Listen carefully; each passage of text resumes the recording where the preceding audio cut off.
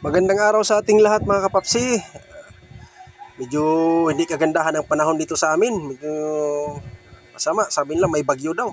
Dito sa amin sa Maynila, signal number 2 na. Sa ibang lugar, napaka lakas. Nakakaawa naman sila. Sana ipag-pray natin, ipagdasal natin sila. Ligtas sila lahat mga kapapsi. Lalo na sa sentro talaga ng bagyo. At ako po yung nagluluto ng ulam namin sa tanghalian. Pumunta ako ng palengke, naghanap ako ng kung anong mabiling ulam mga sarap, humigop na sabaw. Nakita ko yung hipon. Sabi ko, ito na lang kaya sinigang. Gawin kong sinigang at haluan natin siya ng talong. Yan mga kapapsi.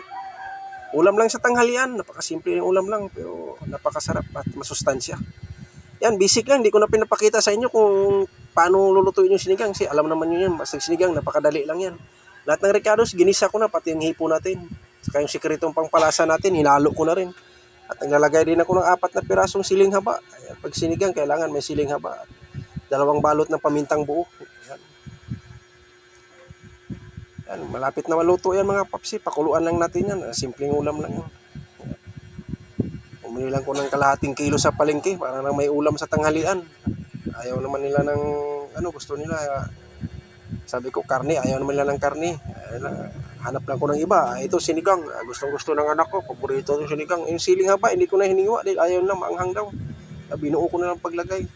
Ayun, naglalagay na tayo ng kangkong. Kung mapansin nyo, yung kangkong ko medyo durog na.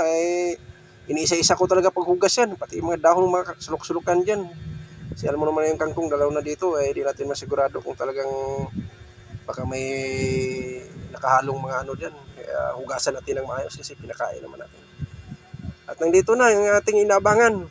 Tikiman time mga kapapsi. Kaya luto na po ang aking recipe. Sinigang na hipon. Simpleng ulam lang.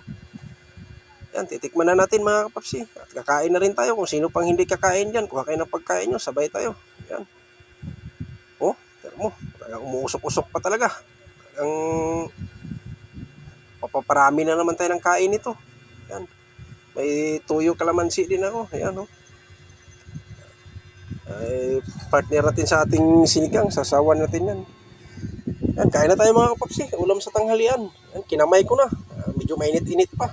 Maganda kasi kumain ng sinigang na may kunting init pa para talagang malasahan mo ng malasahan. Yan, kinamay ko na, hindi ko na ginamitan ng kutsara. Dahil sanay naman tayo sa mga ganyang klaseng pagkain. Yan. Kain tayo, kuha kayo ng pagkain nyo, sabayan nyo ako, kain tayo mga kapapsi. Yan, siling haba, pangpagana. Yan, pangpalasa ating sinigang. Hindi ko na dinamihan ng mga recados kasi alam mo naman pag sinigang, napaka-basic lang talaga yan. Naghanap ako ng sitaw sa palengke. Hanap ng sitaw. Medyo mambon-ambon din dito. Hindi na ako gaano nag-iikot. Medyo masama ang panahon dito sa amin. Signal number 2 dito sa amin. Ingat-ingat din tayo lahat mga kapapsi. Yan. Papatuloy natin. Yan, kain tayo. Sabayan niyo ako. Kain tayo mga kapapsi. Yan, simpleng ulam lang pero napakasarap at masustansya. Yan. Malamig ganyan yung ating sikmura natin. Maganda yung natin yung kahigop man tayo ng sabaw. Yan.